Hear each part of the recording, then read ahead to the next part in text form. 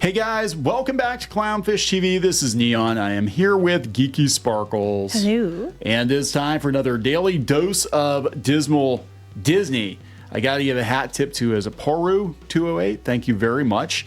Ike Perlmutter, former Marvel boss Ike Perlmutter, sold all of his Disney shares and Disney stock is plummeting. Yeah, and this is after Pelts did this. He sold off his right after the, he had to have been right after the annual shareholder meeting, because when the stock dropped, way the stock was positioned, it had been right after he sold off his. Yeah, so there's a lot to unpack here. We can speculate as to why, but I think this means that, well, one, there's not going to be another proxy battle because Pelts and Perlmutter are out.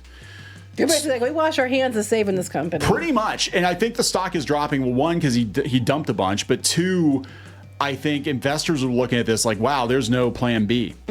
There's nobody's gonna swoop in and save Disney if they keep effing up. Just in general too, besides the fact we're talking about the strike and that's could be happening and that. Yeah. People are just over Disney. They're so fed up with Disney across the board. I can't tell you. I'm on different boards and how many people are like, I'm not going back till they get this stuff fixed. I'm not going back until they stop this crap. I'm not going back till they stop making it so complicated, nickel diming people.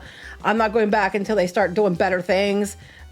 I hear it every day. Yeah, so let's talk about this because there's a lot of discussion about Disney's long-term future. Now, I do think in the short term, at least some of their movies are going to do pretty good. I think Deadpool and Wolverine's going to make a ton of money, but we'll see. We'll see if this is going to help them. Before we get into it any further, please subscribe for more pop culture news, views, and rants, guys. Get woohoo if you do. Woohoo!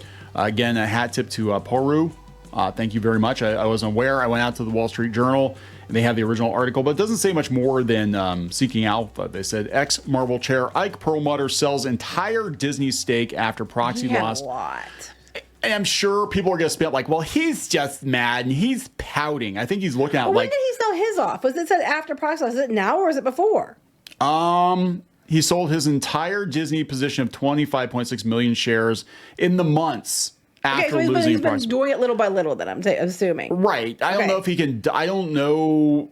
I've never had 25 million shares of anything, so I don't know. This could be why the stock prices is down, and one of the reasons it was going down in general because he's offloading a lot, so there was a lot available. I'm sure it wasn't probably all at once. But it's driving the stock down more. Now, we did a video yesterday. Freaking out now. Yeah, they're probably like, oh, crap. What's he know that we don't? I think he knows there's no future. No, I know. I'm saying that people investors are probably saying, what does he know that we don't? So yeah, Perlmutter sold his entire position of 25.6 million shares in the months after losing the proxy battle. They said that the Wall Street Journal confirmed this on Tuesday. Perlmutter became a large shareholder of Disney after the company purchased Marvel in 2009. He told the Wall Street Journal he sold his stake because he doesn't have confidence in Disney's current management and expects the share price to fall further. Agreed. Oh my God, if Disney shares were to drop to $65 to $75 a share, he expects to buy much of his old stakes back. So if it drops more, he'll buy it back. But damn. The Marvel exec's exit from Disney stock comes after activist investor Nelson Peltz, who failed to be added to the board, also sold his entire stake. Yep. He didn't. He reported late May, but that was because they said how much he made, how much he sold it at per share. What they said, it would have had to been right after the call. Yeah. So yeah, I think they knew that Disney in the short term was going to be a dumpster fire. I mean, I sold mine off when it was close to high. I think the high for Disney was I want to say it was $211 a share, and I think I sold mine. It was in the 190s, I think. And it's, if I would have waited, I would have lost. I wouldn't have made as much money. I don't think I would have lost money because I bought it lower. But yeah, they're jumping ship. And I think the signal it sends is they don't have a lot of confidence in Disney in the short term. Well, not a lot of people do. That's the issue. Yeah, and it dropped. Not the way it's been going. And look at it. You can see the drop. As soon as it came out, that Perlmutter sold all of his shares, boom, it just... Yeah, because here's the thing, it's been going on, he's been doing it, and then they just didn't tell you, and then as soon as they told people, then they're like, oh crap, we better get rid of ours too. Yeah, because people are freaking the hell out, right? It was, I think it was down to $90 today. People are speculating it's going to go under 90 pretty soon. And this is after Inside Out did well. I do think Deadpool and Wolverine's going to do well, but the biggest problem is the theme parks. Theme parks are not good right now. We talked about this yesterday. They're looking at it and they're like, yeah, all the shit's breaking. Lots of complaints on Twitter, even from the pixie dusters about Tiana's Bayou Adventure in particular, but just Epcot. And if they don't bring it at D23, they better bring it. If they don't, they're totally screwed. Yeah. Even the mainstream media is calling it out now. They're like, if they don't bring it, they're toast. I mean, when the mainstream, they've been turning on Disney for a while, but they're all like, oh crap, Disney's really, needs to bring it. We're talking about Disney stock being down in the closing minutes of Monday's trading. This is the other day. This is coming from Tip Ranks.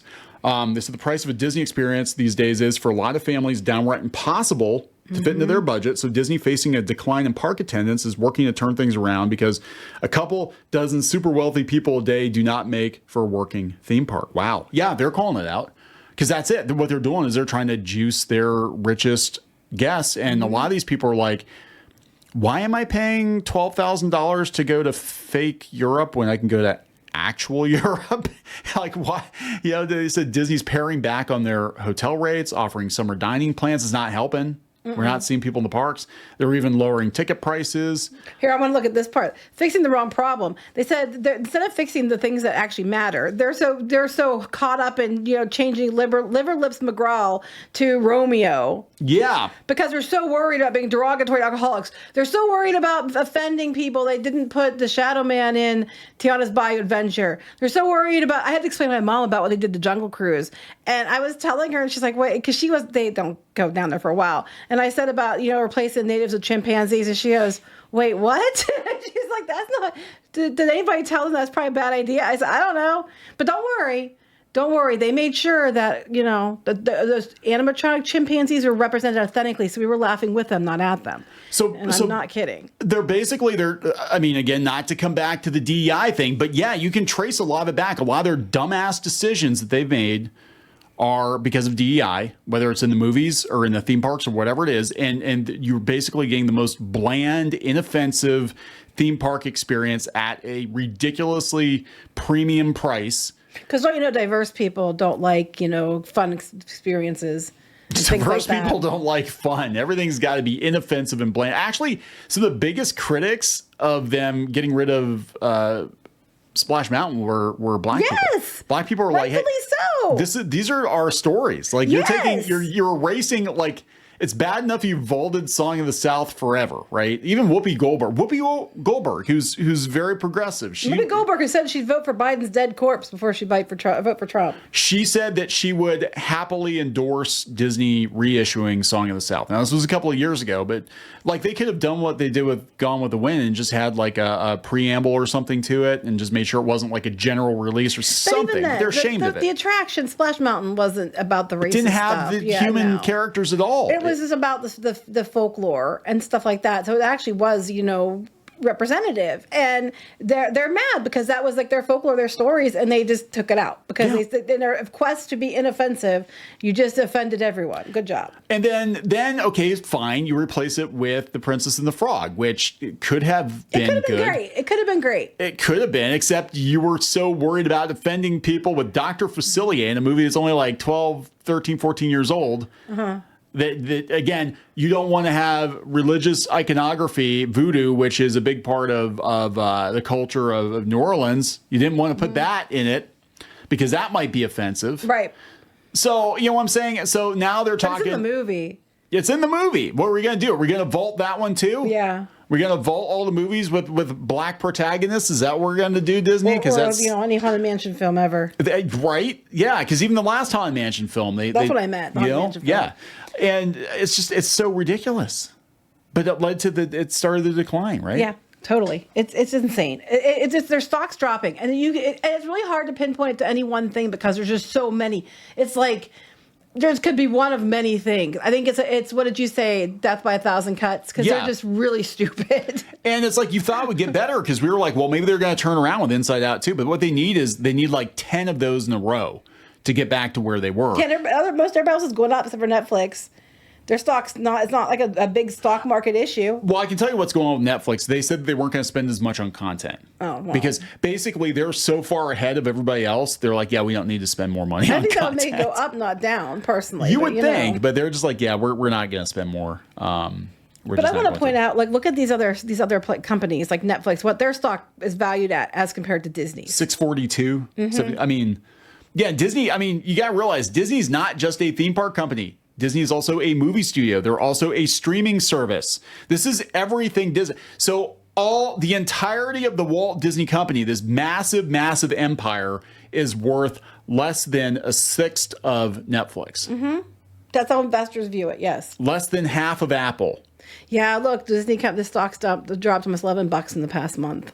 Yeah, I mean, this next earnings call is going to be very interesting. Now, we're not going to see this again, reflected in this particular earnings call, but like investors are going to have questions. I don't know if they're going to be allowed to ask them, but all they're going to do is they're going to razzle dazzle and be like, well, we got, the Russo brothers back to do more Avengers movies in like 2 or 3 years. Yeah, it will be for a while. We'll make some money down the road. They just keep kicking that can down the road, but it's just. Do we mention again about Epic Games and Taylor Swift? Yeah, right. So yeah, they went up a little bit. $60 billion over 10 years for every park and cruise line. Oh, I can't wait until they make all the announcements at D23 and they do reveal Beyond Thunder Mountain, and it's just like massively underwhelming.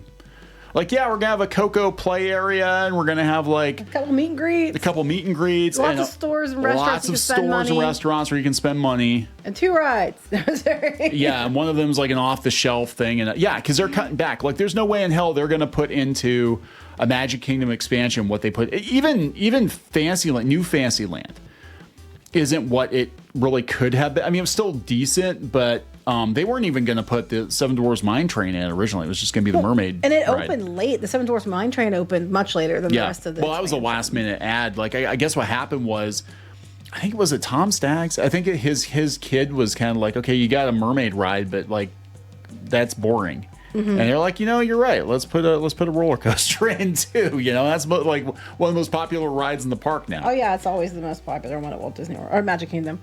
Are we gonna wrap this? Let's wrap it up. I don't know what else to say. It's interesting that Pearl turned out, which I'm not surprised by, because if Pelts has been dumped his, Perlmutter's been dumping his too. It makes sense. They just weren't telling everybody else, right? Because we don't want to drive the stock down too low. You want to make some money on it, Oh yeah. But it's fire. So how many other investors are going to follow suit? That's what I'm saying. Yeah, and that's going to drop the price. And they're going to be like, if we all let it sink, we can buy it back cheap. Yep. So let's wrap this one up, guys. Please subscribe for more pop culture news, views, and rants, and we'll talk later. Bye.